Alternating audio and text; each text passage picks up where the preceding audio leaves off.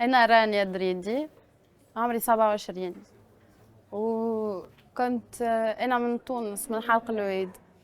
كنت نقرا هندسة معمارية أرشيتكتور. ما قبلها قريت برشا حاجات أخرين ما لقيتش فيها بلاصتي. En fait, le mémoire en architecture en Tunisie, t'as pas besoin genre de faire un grand truc, il faut juste réaliser un projet architectural. Voilà, donc c'est devenu très grand. Et, euh, et j'ai rencontré beaucoup d'obstacles genre par rapport à mes profs et tout. C'est eux qui me...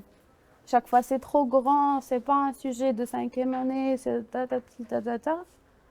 Et je pouvais pas faire moins.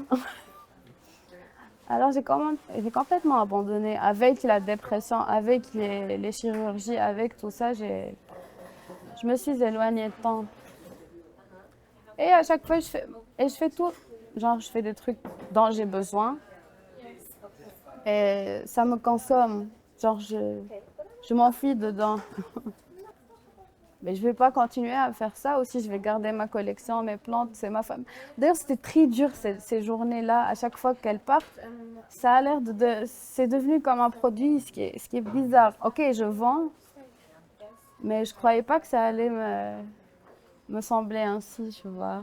Quand on m'a dit que j'avais le stand, je suis partie, j'ai pris de l'argent chez ma mère, je suis partie, j'ai acheté des plantes, j'ai acheté du ciment et tout, j'ai fait. Mais j'ai aussi ramené quelques-unes de mes plantes. Comme, elles ont des noms même. Donc j'ai amené celle-là, c'est la mienne. Celle-là, la mamie Larry, elle, je l'appelle Lisa Simpson parce qu'elle a des épines comme les cheveux de Lisa. Celle-là, elle est la mienne aussi. Et celui-là, il a 5 ans chez moi. Ça fait 5 ans qu'il était chez moi. Et là, j'ai du mal, j'ai du mal à le laisser aller après. Je voulais exposer vraiment, je voulais qu'on puisse voir, tu vois. Je veux aussi partager ça, je veux que les gens aient ça. J'écris, je suis passionnée. Mais je veux que les gens partagent ça, tu vois. Je veux que les gens aient une famille de plantes chez eux. Ouais, mais il y a certains, quand une personne qui me demande c'est à combien, je dis non, c'est pas à vendre, ça, c'est déjà vendu. Alors que c'est à moi. Regarde, il a une fleur qui va pousser. Et c'est la première fois qu'il va fleurir pour moi. Donc non, tu vas fleurir chez moi. Lui, je sais pas, c'est un an. Parce que lui, je l'ai pris chez la plante mère. J'ai la plante mère chez moi à la maison. Elle a fleuri pour moi, genre, pendant 3 étés déjà. Mais lui, c'est la première fois. Et celle à qui j'ai vendu la première fois, c'est une copine en fait qui s'est acheté une nouvelle maison et elle a fait le décor artisanal et tout. Et elle a aimé les trucs que j'avais. Elle m'a dit, écoute, tu vas m'en faire, tu vas m'en acheter des plantes, tu vas les planter pour moi et je vais te payer. Bon, c'était un peu bizarre, j'ai pas pu le faire au début, mais après, bon, j'ai dit d'accord, d'accord. Puisque je vais les acheter, les plantes, ok, on va faire ça. Et c'était super. Sa tante, elle a vu ça, elle a aimé, elle m'a dit tu vas me faire 3 bols. C'est comme ça que ça a commencé. Après, elle m'a dit tu dois mettre sur la page Facebook, tu dois mettre ça sur Facebook. Pour ce stand, pour Chouftoana, c'est la première fois que je sors de la maison avec. Première fois. C'est pour ça que c'est bizarre pour moi, tu vois. T'es contente de cette expérience? Ouais, c'était une expérience assez révélatrice, disons. Comme le fait que j'ai découvert que je ne veux pas vendre mes plantes, comme le fait que le feedback était positif. Je ne m'attendais pas à ça. Mais il y a plein de gens qui, même quand ils ne prennent pas, ils me disent c'est vraiment du bon boulot et tout. Là, je suis, c'est vrai, tu penses? Qu'est-ce que tu faisais en France? Non, je n'étais pas en France, j'étais au Sénégal. Je faisais des études là-bas. Regarde. Je faisais des études de médecine après le bac, c'est là que j'ai fait ça. Ouais, c'était une expérience magnifique. Ouais. Tu y es retournée depuis? Non, mais je voulais y retourner. Après, il faut être dans un bon endroit dans sa vie pour pouvoir revoyager. Ouais. Mais j'ai voyagé à d'autres pays à part le Sénégal après. Ouais. J'ai des amis là-bas, genre j'habitais avec une fille marocaine. C'était une pote magnifique. Et j'ai plein d'amis sénégalais. Il y en a un qui est même venu en Tunisie. J'ai toujours été un peu maternelle depuis toute petite. Mais quand j'ai bon, pendant mes 18 à 20 ans, tout ça, je disais que je voulais jamais avoir d'enfant parce que ça consomme, parce que j'avais tellement de trucs à faire. Je voulais écrire un livre, devenir médecin, pilote, architecte, tout ça. Et je voulais pas avoir d'enfant. Et puis, c'est resté toujours mon avis. Après, un jour, euh, j'ai pas eu mes règles, j'avais un retard. Et je m'inquiétais un peu, je suis partie au gynéco et il s'est avéré que j'avais un kyste ovarien de 11 cm. Et on devait enlever le kyste. Et j'ai fait ça, j'ai fait ma première opération, il n'y avait pas de... C'était juste en interne, j'ai oublié comment ça s'appelle. Dis en Arabie, tu veux Voilà. enlever les... Oui, pour enlever le kyste. Et elles ont fait ça, mes deux médecins. Après, je devais faire un contrôle. Après, genre, c'était 4 mois. Et quand je suis partie, elle m'a envoyée vers un autre médecin qui m'a dit que, en fait, la procédure n'a pas tellement marché parce qu'il y a des cellules. Bon, il a dit que c'est une tumeur borderline et que je devais faire carrément l'ablation de l'ovaire et des trucs qui étaient à côté, genre une omnoto. J'ai oublié les noms après des trucs. Et, et, et contrairement à ce que je pensais, je pense que ça m'avait un tout petit peu touchée de pas. Et puis j'ai des ovaires. Il s'est avéré que j'ai des ovaires polykystiques, donc j'ai un qui est parti, un qui a des petits kystes, bon, qui vont pas faire que je procède à une autre ablation, mais quand même c'est stérile, disons. Et c'est quand on te dit ça à 24 ans, c'est c'est bizarre parce que genre tu te dis est-ce que j'ai pris la bonne décision d'avoir dit que je voulais pas d'enfant et maintenant que je peux plus en avoir, je pense que j'ai plus le choix. Tu vois, c'est ce questionnement qui est injuste après parce qu'il y a des gens qui n'ont jamais eu le choix. Moi, à un certain moment, j'avais le choix. Et, et je sais pas, c'était ça, c'était le fait que je pouvais pas avoir le pouvoir de décider de pas en avoir ou d'en avoir, qui sait. Après, je sais pas. Et pour le moment, non. Je veux pas avoir d'enfant. Ma vie a changé parce que j'ai découvert que je pouvais être, disons, maman autrement. Voilà, le truc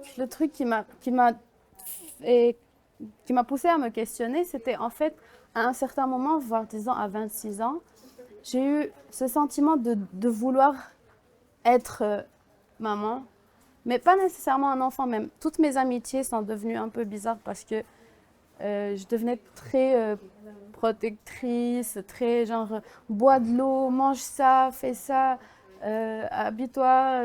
C'est tellement bizarre de vouloir faire ça à chaque animal que je trouve dans la rue, à chaque plante, à chaque personne, même qu'il y a, même dans mes relations avec d'autres femmes, genre parce que j'ai dit que je m'identifie en tant que femme queer. Et j'ai eu une relation qui était révélatrice aussi parce que elle était ok plus jeune que moi, mais genre on avait 2 ans de différence et je suis devenue, tu vois, genre très, je la dominais pas, mais je voulais l'aider, disons la guider, tout ça.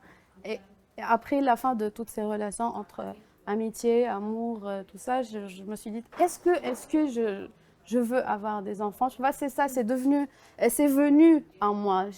Je me suis pas posé la question spontanément, tu vois. Voilà, donc c'est une relation compliquée que j'ai avec la maternité. D'ailleurs, mon projet que j'ai appelé Planned Motherhood, en fait, c'est un jeu sur planned motherhood, planifié.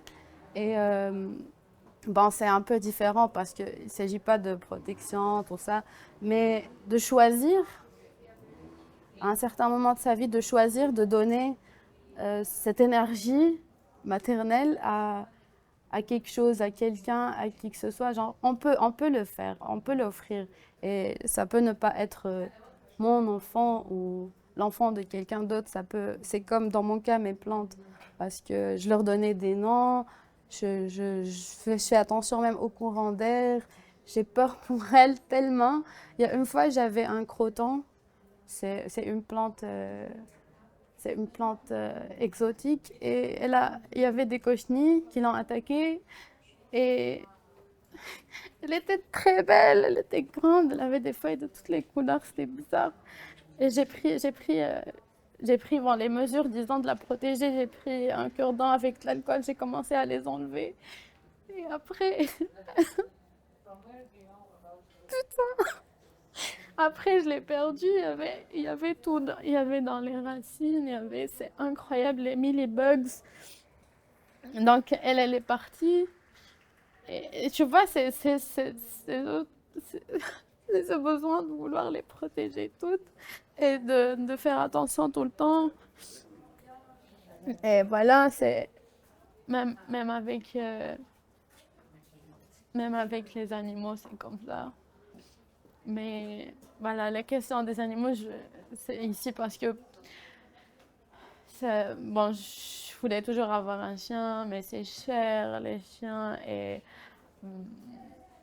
donc tu as le besoin. À un certain moment, je dis à ma mère, je veux avoir un chien parce que j'ai cette énergie, je veux donner ça à quelqu'un qui en a besoin et voilà. Et en plus, à un certain moment, je me suis dit que j'allais sortir de ma maison familiale, trouver un boulot et adopter un enfant.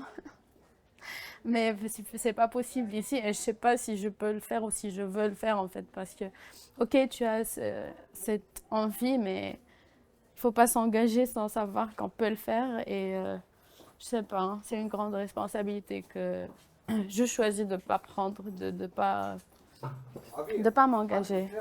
T'as un chien maintenant? Oui, elle s'appelle Frida. Elle a 6 semaines. Ouais. Bah, c'est grâce à des petites bricoles que j'ai faites que j'ai pu avoir l'argent. Voilà, je la prends. Ce qui est bizarre d'acheter un être vivant, je sais que c'est bizarre, mais c'est comme ça même. C'est comme ça. C'est les règles. Donc oui, j'ai un petit bébé qui s'appelle Frida. Elle est berger allemand. Elle est très mignonne. Et tu la considères un peu comme ton enfant? Ah, plus que mon enfant. Oh my God. Quand j'allais la prendre, quand je suis partie chez le mec qui avait sa maman, je lui ai dit, je veux la prendre comme ça, toute petite. Elle avait 2 jours quand je l'ai vue pour la première fois. Je dis, je veux la nourrir au biberon, je veux vraiment qu'elle sache que je suis sa maman. Tu vois, je lui ai dit, je veux pas qu'elle s'accroche. Je sais pas, c'est bizarre d'apprendre de sa maman, mais, mais de toute façon, il n'allait pas les garder avec leur maman, lui. Et je voulais la prendre toute petite. Et voilà, tout ce que je peux faire pour elle, c'est d'être là, de faire attention, je laisse personne lui crier dessus. Mais oui, il y a la discipline, hein, il y a la discipline. Ah oui, il y a aussi l'éducation, parce que tu mets de la musique tout le temps, même aux plantes. Tu sais, j'ai une playlist sur mon ordinateur, c'est une playlist pour mes plantes. Et, et ça, moi, je sais qu'elles ont des âmes et que ça les aide. Et il y a une différence entre les plantes qui sont dans ma chambre, à qui je mets tout le temps de la musique, et les plantes qui sont dans le salon. Je te jure, il y a une différence. Ouais, je suis allée partout sans faire attention. Ok, quand je voulais nommer mon bébé, il y a 2 noms que j'ai, que je nommerais mon chien, ma fille. C'est Maya, comme Maya Angelou, et Frida, comme Frida Kahlo. Ces 2 personnes-là, avec Simone de Beauvoir, ces 3 femmes, même ces 3 femmes sont ce que j'ai dit, sont ma grand-mère, ma mère et ma sœur. Ma grand-mère, c'est Maya Angelou. Ma mère, c'est Simone de Beauvoir, qui a choisi de ne pas avoir des enfants. Et Frida Kahlo, c'est ma sœur. C'est des femmes avec qui j'ai grandi dans ma tête. à travers les livres, la peinture, les films, peu importe. Toute documentation que je pouvais avoir pour m'en rapprocher, c'est des femmes très spéciales qui m'ont beaucoup influencée. D'ailleurs, je les porte sur moi tout le temps. Elles font partie de moi vraiment. Même ma mère réelle, elle sait, elle me dit ta maman, ta grand-mère, ta sœur. Elle, j'ai une relation très compliquée avec elle, mais elle respecte maintenant mes influences. Parce que on a des cultures très différentes, elle et moi. Bon, là, je vais pleurer. Avec ma mère, c'est très compliqué. C'est très compliqué. Elle a perdu sa maman à 26 ans. Elle était la plus jeune de ses sœurs. Et depuis que j'étais toute petite, j'étais comme sa maman à elle. Tu vois, genre, je lui brossais les cheveux, je lui mettais de l'huile dedans. Tu vois, c'est elle qui le demandait parce qu'elle avait besoin de cette affection. Je pense que c'est comme ça que je suis devenue cette personne maternelle. Et elle a her issues. Elle a ses problèmes à elle, genre ses responsabilités. Elle a beaucoup de choses à elle. Et elle me dit tout le temps maintenant, après, elle me dit tout le temps que je suis comme une maman pour elle, comme une grande sœur, alors que c'est elle ma maman. Ouais, on a ça. Je pense que ça aussi, ça m'a influencée dans la décision de ne pas avoir des enfants quand j'étais encore plus jeune que ça. Ouais, je voulais jamais mettre mes enfants ou des enfants que je pourrais avoir à travers. Et elle voulait que tu aies des enfants? Ouais, ma mère, oh mon Dieu. Ma mère, elle accepte toujours pas que j'ai 27 ans, que je suis pas mariée, que je veux pas avoir d'enfants. Non, mais ça, c'est un sujet. C'est la guerre à la maison tout le temps. Pourquoi tu te maries pas? Pourquoi tu veux pas avoir des enfants? Je veux de grands enfants. Je dis, toi, tu veux des grands enfants. Moi, je veux pas mes enfants en moi. Moi, je peux pas avoir des enfants dans ma vie. Elle, je dis, j'en veux. Je vais en prendre soin. Je dis, je veux pas que tu en prennes soin. Si jamais j'ai un enfant, je veux pas que toi, tu en prennes soin. Je veux pas que l'enfant devienne moi. Non. Et tu vois, elle pense elle pourrait assumer la responsabilité d'un enfant que moi j'aurais. Mais elle peut pas. Toute sa vie, euh, toute sa vie, elle fait du babysitting pour les enfants de la famille, mais c'est moi qui le fais. Genre, elle les invite à laisser leurs enfants chez nous. C'est moi qui change les couches, c'est moi qui donne le biberon, c'est moi qui fait la compote, c'est moi qui... Tu vois? Et elle pense... Genre, elle a un cœur gros comme le monde. Et elle pense qu'elle peut le faire. Elle pense qu'elle est capable. Mais tu vois, c'est ça. Elle pense qu'elle peut le faire, mais elle le fait pas. Et c'est ce que je veux pas avoir dans ma vie. Je veux pas prendre le risque. Voilà. Je veux pas prendre le risque de pas pouvoir un jour. Tu vois? Je veux pas m'engager. Je veux pas prendre cette chance. Non. Juste Non.